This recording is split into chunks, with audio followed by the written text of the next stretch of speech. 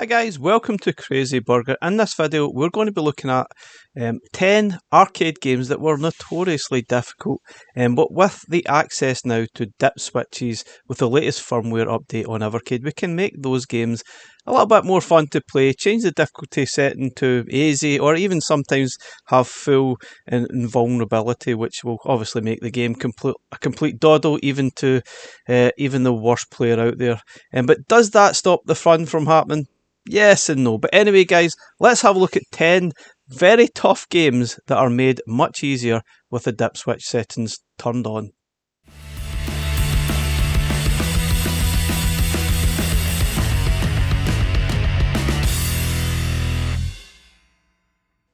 Okay guys, so let's get started. I thought I would start with a notoriously difficult shoot 'em up, which I guess most people will be aware of, and this will be R-Type on the Ireme Arcade Collection 1.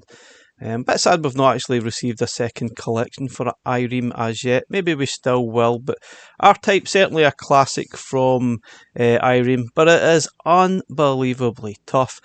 Now, obviously we can get access now to the dip switches. If you get into the ellipse button, sort of options there, you can go down to dip switch settings and then change some of the settings. You can up the life, so the default settings of lives was 3. I've put that up to 5. You can change the bonus lives as well. You can put the difficulty to hard if you really want a harder, tougher challenge, or even better, you can turn the invulnerability on, which basically means you cannot die, and you can maybe play through the game and actually experience it without worrying about dying. Obviously, is that even worth doing? If you're obviously like me, I'm not really great at shoot 'em ups. I'm never going to see the end of these games, no matter how much practice I put into them. So in this way, I can actually enjoy the game and experience it in full without actually worrying about it. So let's have a bash at it and jump straight into it. Now, you can actually just activate some of your old save states as well, and those settings will be activated as normal, which is really cool. So you don't really need to worry about having to start the game from scratch. And I have actually got I've got a few levels into this game just using the continues constantly, but it's still a very, very tough game. There's no doubt it was tough in practically every system it was released on. A classic, yes, and I know a lot of people like games that are extremely hard. Personally, I really don't, and I'm not a fan of shoot 'em ups, and I don't really like difficult shoot 'em ups as well. But I guess turning invulnerability on means I don't really need to have to worry about that. I can just play the game stress free, which for me at my age, I'm absolutely delighted with that. This is probably the longest I probably went without dying naturally in a game, which is kind of weird, I guess, but that's how it goes sometimes. Finally complete properly when I don't really need to. Yes, obviously I've now been hit loads of times.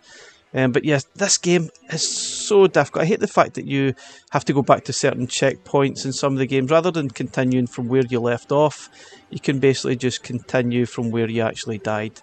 It does vary from game to game how this actually works, but yeah, I don't need to worry. I can just take everything out. I don't even need to worry about the obviously touching the sides of anything either, which is kind of weird. But anyway, great classic game. You want to experience it in full now? Now you can. And you can just enjoy it for what it is, rather than maybe just getting a few levels and giving up just because it's so notoriously tough. Now, kudos to those that have played this and completed it without obviously using any cheats at all, which is quite impressive. But for me, I'm not a great games player in general, but I'm definitely not a great games player with shoot 'em ups. Just one of those genres I never really quite got the hang of, which is, I guess, it's a little bit of a shame, but that is what it is. I can't do anything about it. That is what it is. I've practiced, can't do anything about it. I'm just useless at them. Yeah, I'm playing this in real time, which I'm going to do throughout the video because sometimes it's a little bit easier for editing purposes, but I guess you can actually experience my pain or joy in real time rather than actually being completely frustrated with my terrible gameplay. And then this boss isn't actually as hard as it looks. Yeah, obviously I'm not even going to try and avoid any of the firepower there. It's not as difficult as it looks, as I said, but there, completed it in a few seconds. Happy days. Let's move on to another game. Okay, so next up we're going to look at Gaelco Arcade 1. Now, you could probably choose a few of these games, from Thunderhoop to Glass to Biomechanical Toy. Alligator Hunt doesn't matter, you can basically continue from where you left off, so that doesn't really need the dip switch settings. But Biomechanical Toy is really difficult, especially the further you get into the game. Now let's have a look at the dip switch settings that are available. You can obviously change the life's quantity up to 3, which default was 2, and the difficulty you can change down to easy, and that's really it. There's not an awful lot of changes to make here, but it should make the game a little bit more accessible. At the start it's not too bad, but I think the further you get into the game, there are a few levels that are just really difficult to make any progress at all. The enemies basically just keep respawning in front of you, and it just makes the game pretty frustrating to play through. Now, no doubt about it, it's still a really tricky game and it'll still be pretty hard, but changing those dip switch settings, I guess, to easy should make it a little bit more fun to play through.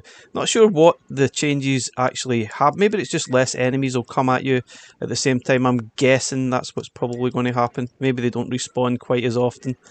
I think that's what I'm feeling, I guess, as I'm starting to play, but still a very difficult game. But I really enjoyed this game. It just got to a point I couldn't play the later levels because of sheer frustration actually trying to get past certain stages. And interestingly enough, there was actually, I'm sure there was a boss at that section there, but yeah, not that time. Maybe it's later on in the level. But yeah, what a cool game this is. Graphically, sound, amazing stuff. So at least you can maybe try and avoid it, enjoy it a little bit more now that we've got access to slightly easier settings. But still, don't think they're going to breeze through a lot of these games. They are still notoriously difficult, and they were meant to obviously get lots of coins out you. That was the point of these games. Try and get as much coins out you, but at the same time not frustrate, because you want to keep coming back to the games and play them time and again. That boss was really easy to pass. See, it's definitely nowhere near as tough as it was. Okay, next up I'm going to look at Jaleco Arcade 1. Now again, you could probably choose a few of the games that are on here, from EDF to P47. Astronax is fine, you can continue from where you left off, there's no point in that. St. Dragon could be an option there. Rodlands is okay, you can basically continue from where you're left off as well. 64th Street, a detective story, wasn't too difficult. I think the main one that I found difficult on this collection was definitely either St. Dragon or Psy Battler. So I'll probably start with Psy Battler first. Let's look at some of the options we can change here in the dip switch settings. Again, you can obviously change free play on and off. I'm not entirely sure what free play, to be honest, is. Maybe it's like a demo mode. You can change the difficulty down to easy and disable instructions screen. You can turn it on or off. Its default is off, I guess. But yeah, let's jump into the actual game and try and make a little bit more progress now that the difficulty is dumbed down a little bit for lesser players such as me. Bit of a blast, bit of a weird one, and when we got the Jaleco collection, definitely one of those games I'd never played before, never heard of before. And Jaleco Arcade 1 is definitely one of the better arcade carts out there. Very surprised. I would say arguably still one of the best arcade carts available on Evercade. It would be really nice to get a second collection. There's a few games on Jaleco that I would love to see. Those specifically a sort of Formula 1 game I thought was really cool, which would be nice. Not sure why we haven't seen second collections of some of the sort of Ireme and Jaleco. It would be really nice, but you know, I don't know. I don't really understand what goes on sometimes. Maybe it was just a one sort of cart deal. Who knows? Maybe it's something we'll see later this year. I guess time will tell. But yeah, this probably isn't how to play these games at all. But anyway, it certainly seems a little bit easier. I'm not losing as much health as I probably normally would. I say that and I'm starting to lose health. I guess now that I've dumbed it down a little bit, I'm probably not concentrating as much as I possibly should be. But still, I think this game is really cool. And hopefully, now that we've got these dip switch settings, we should be able to make a little bit more progress. Now don't forget, you can use these dip switch settings on the alpha as well, which is probably the ideal place to play your arcade games, if you're lucky enough to have one, that is. But they're not really for everyone. If you don't have the space for them, I really wouldn't recommend getting one. It's just going to end up being a bit of a dust collector, to be honest. But still, really good machine. You can also access this on the EXP, the XPR, and the VS machines as well, which is really cool. And we're currently playing these games on the Evercade VS. Haven't upgraded to a VSR, I don't really think there's an awful lot of point. Anyway, what a great game, what a great cart. Let's try Saint Dragon now. Okay, Saint Dragon, let's have a look. Let's see what the dip switch settings were. I can't remember now. Okay, you can change the lives again. Let's put it up to 5. You can, oh, interestingly enough, the sort of default difficulty setting is actually easy. Obviously, if you're really sadistic, you can make it up to the hardest if you really want a challenge. So that's quite interesting that it already was easy, because I definitely found this game quite challenging. Now, personally, I actually prefer playing the Amiga version of the game. I guess I just found that a little bit more enjoyable. I guess if out of the versions, this is probably the better versions to actually play. And I guess I really should be using the auto fire function, which is allocated to the Y button. But still, what a great shoot 'em up this is. I just wish I was actually better at these games. I would love to get an invulnerability option on this game so I can see more of the game. It's very nice, graphically quite cool. Some really nice bosses as well. But yeah, guys, if you want maybe slightly less of a challenge, let's try the easy difficulty setting. Yes, that definitely is a lot easier, because by this point I would most likely have died about 3 times. At minimum. Sometimes you probably think in my videos that I'm deliberately trying to die. In some cases that might be the case, just for dramatic effect and video purposes, but most of the time it's just because I'm probably not very good at playing some of the games. Especially shoot 'em ups. The other games I don't really mind, like the upcoming Broken Sword games. I absolutely love playing them. I'm really looking forward to playing through them again. Obviously I've played through them numerous times over the years, but I'm looking forward to trying them again on Evercade. Tomb Raider games, looking forward to them as well. And we've also got the Indie Heroes Collection 4 coming up very, very soon, and Atari Arcade 2 as well. So lots of stuff to look forward to, and this is definitely going to be a very, very big year for Evercade stuff. So even if you feel a bit disheartened of what's happened so far in the releases announced, just hang in there. I think there's going to be a lot of stuff that you will probably be surprised about, and I'm really looking forward to seeing what Blaze have up their sleeve. And I cannot believe I have not died yet. So let's try another game and another collection. So another game I really wanted to try was Truxton. I really enjoyed Truxton, but I found as you get into the game, just a bit like Cybattler, I guess, it gets really, really challenging, and I got frustrated. So the default difficulty is normal.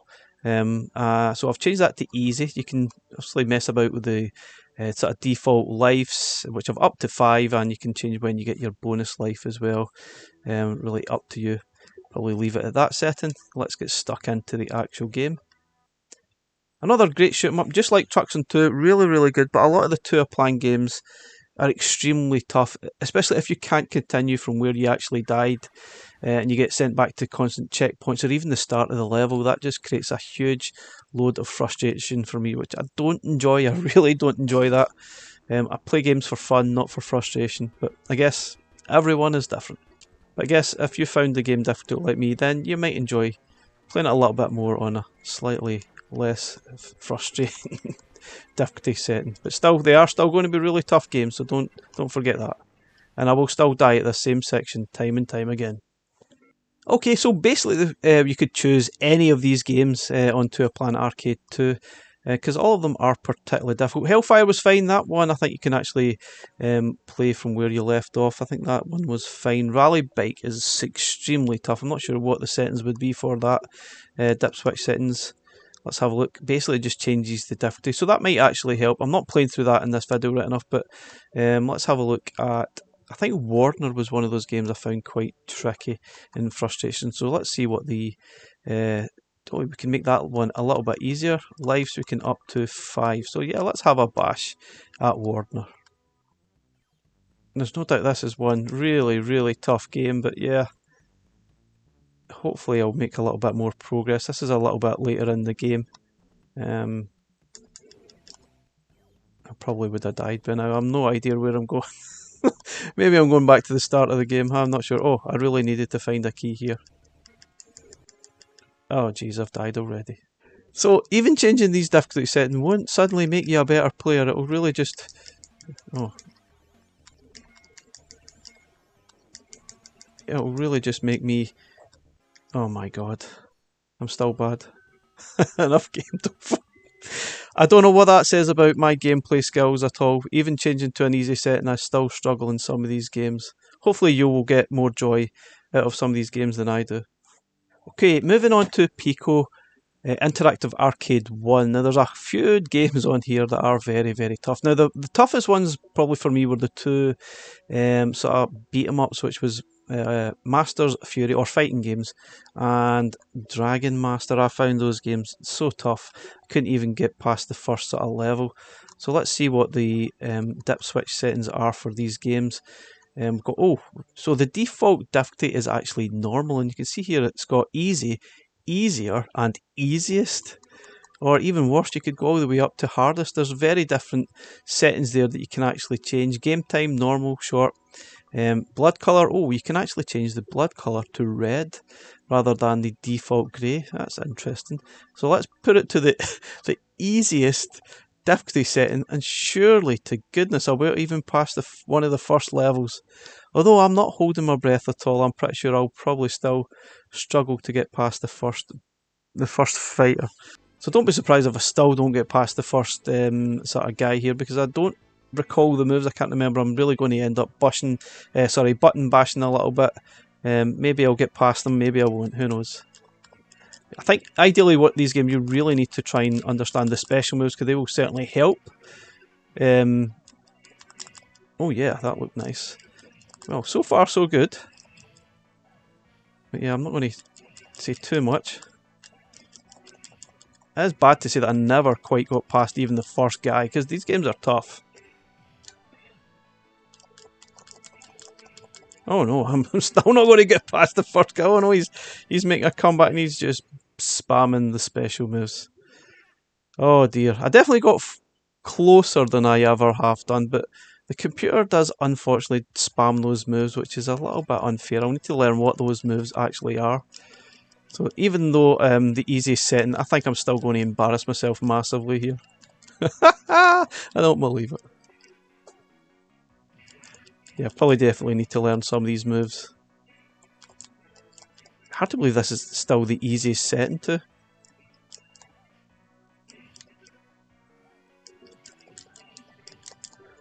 Yeah, I'm getting there, but I'm not. He's going to spam those moves again, isn't he? Yep, exactly the same as the last time. That is horrible.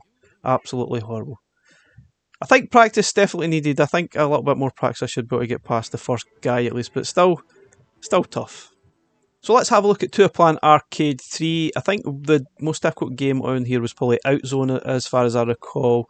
Truxon 2 was pretty hard as well, but interestingly about Outzone is that there is an invulnerability mode that you can turn on. You can also put the difficulty easy, or you can even put it to the hardest, very hard, and just put the invulnerability on, and it won't really matter. So that's pretty cool. So let's experience this game without actually dying, which would be nice. I really enjoyed this game, but it is tough. Really, really tough. Again, I'm not really sure. Is it fun to play these games without having the fear of dying, or even dying slightly with a slight touch or fire? I don't know. Sometimes I just like to experience these games anyway, how they without actually dying. But yeah, this is a very cool game. It's great to basically breeze through the game for a change. Anyway, guys, let me know. Is this something you would be doing? Because personally, I'm not good enough to see the full game without actually using some sort of cheat like this. I would just get too frustrated, and I would for sure give up far too easy. So for sure, another game that is really, really tough. This is Data East Arcade 2.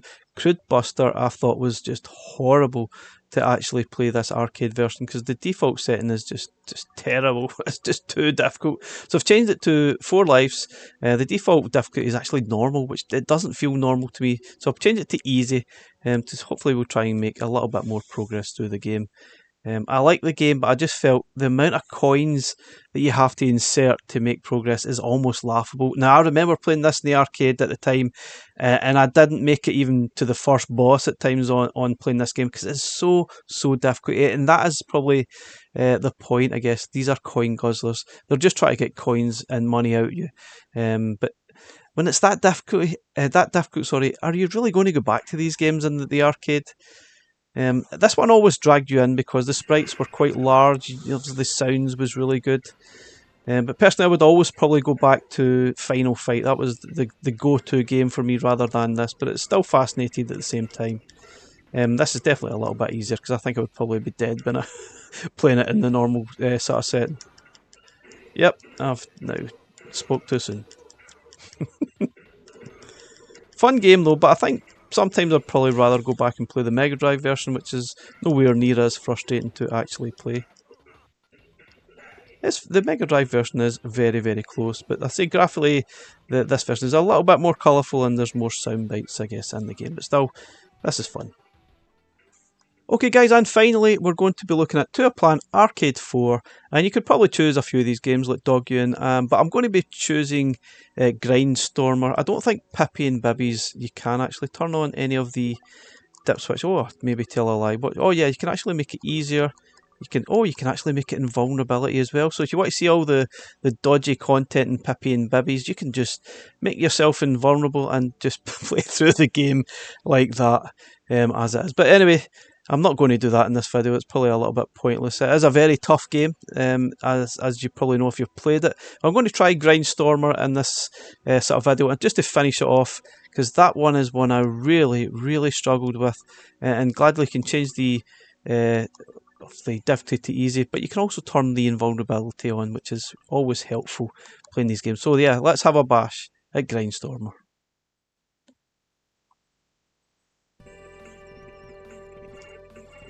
So actually playing through this game for my review video, I really found it tough to get far. I just kept dying in, and basically it sends you back a little bit as well, so I got very frustrated with it. As much as I liked it, a little bit of a bullet hell style game, but it was tough.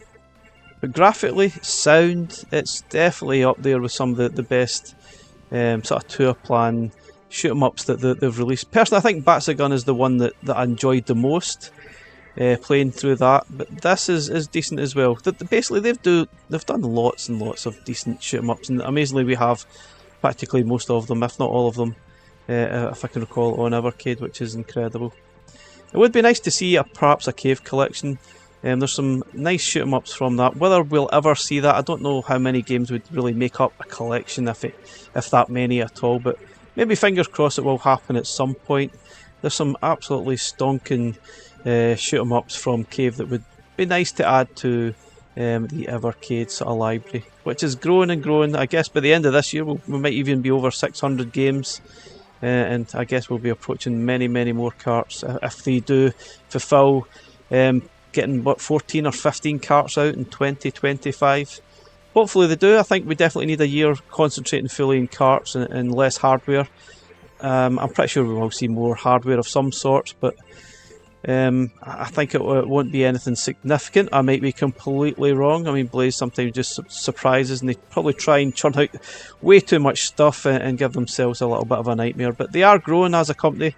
So don't be disheartened, they're not suddenly going to disappear. This is basically their job, making these games, and they have got something that's very successful, and it has grown year on, year out since 2020. We're at 2025. I don't think we expected them to get this far. I don't think they expected to get this far, but I think there's certainly many more years to come from Evercade.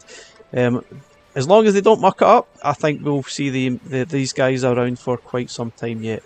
There's plenty more that can be had from retro gaming, whether it's modern or old stuff. There's plenty of stuff out there that they can sort of go for. Hopefully we'll get some more bigger names this year as well, which would be really, really nice. And I have to say, it's great making some progress throughout this game that I couldn't actually do previously. So actually nice to even get through the first stage. I never even got this far, which is pretty nice. Anyway guys, let me know what games you're going to be playing, what games I should look at, I guess, that will make them a little bit more easier to play through than they were before. Notoriously, all arcade games are obviously meant to be challenging and difficult. They're really meant as coin guzzlers at the end of the day. But anyway guys, thank you very much for watching, and we'll catch you again in the next one. Bye for now.